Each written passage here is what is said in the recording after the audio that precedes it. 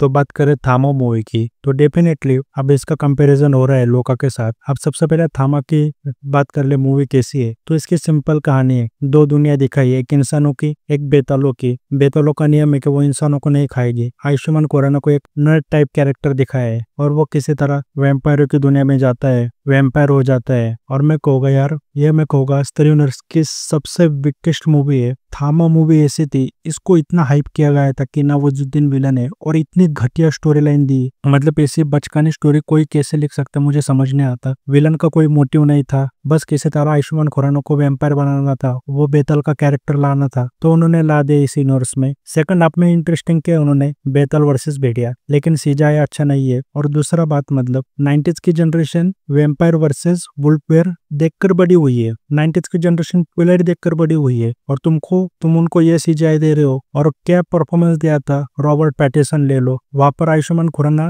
वो विक्की डोनर के कैरेक्टर से बाहर नहीं आ रहा है। वही सेम डायलॉग डिलीवरी, वही सेम एक्सप्रेशन। और रश्मिका मंदाना का मुझे नहीं लगता किसी का एक्टिंग पर ध्यान जाएगा, क्योंकि कोई रश्मिका मंदाना का चेहरा भी नहीं देखेगा। परेश रावल जी ने ओवरऑल 1 किलो अच्छा काम किया है।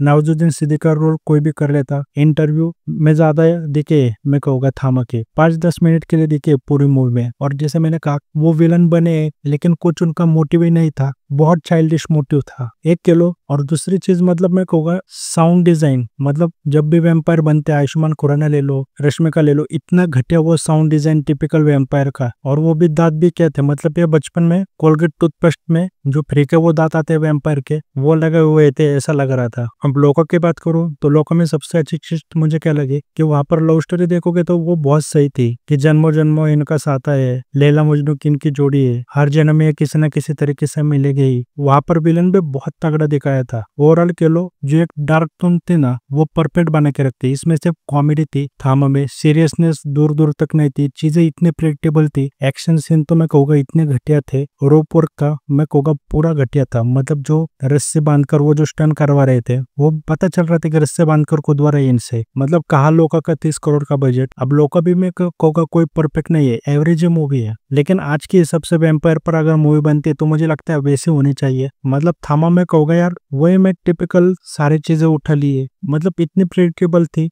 लास्ट में मुझे क्या हो रहा था वो भी पता नहीं चल रहा था। ओवरऑल कह लो, मैं कहूँगा कॉमेडी कुछ कुछ जगह वर्क करती है। भेड़िया का कैमियो मुझे बहुत अच्छा लगा, वहां पर मूवी बहुत इंटरेस्टिंग बनी। जब वरुण धवन का भेड़िया का कैरेक्टर आता है, वो क्रॉसओवर, वो चीज मुझे अच्छे लगे। और रश्मिका मंदाना और आयुष्मान की केमिस्ट्री अच्छी थी। लेकिन ओवरऑल कह लो, स्त्री नर्स में जब तक अब तक मूवी बनी है, उनमें से सबसे वीकेस्ट कहूंगा मैं। ओटीटी के लिए मैं कहूँगा सही मूवी है, फिर भी वन टाइम वॉच है, देख लो।